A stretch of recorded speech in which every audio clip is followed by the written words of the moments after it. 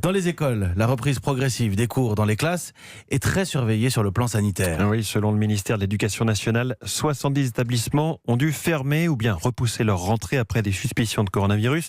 70 sur 40 000 écoles. Et à chaque fois, les maires se sont montrés très prudents, comme le détaille pour Europe 1 Victor Delande.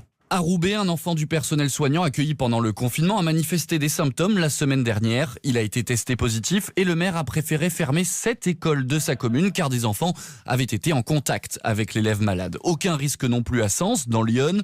2 enseignants suspectés dans une école et la maire, Marie-Louise Faure, a décidé en accord avec l'inspection académique et l'agence régionale de santé de reporter la rentrée dans les 18 autres écoles de la ville. Il y avait plein de choses qui circulaient dans la ville avec des gens qui me disaient « Oh non, je ne vais pas les remettre à l'école ». Quand on est élu d'une ville comme la mienne, il faut faire attention de ne pas rajouter l'anxiété à l'inquiétude déjà existante. Les tests sont finalement négatifs, mais les écoles seront quand même désinfectées 2 fois, demain et vendredi.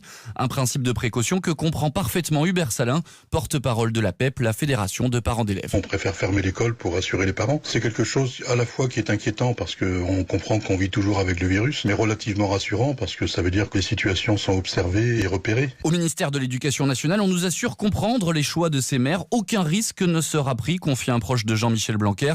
C'est la seule manière de restaurer la confiance avec les parents pendant cette période si délicate.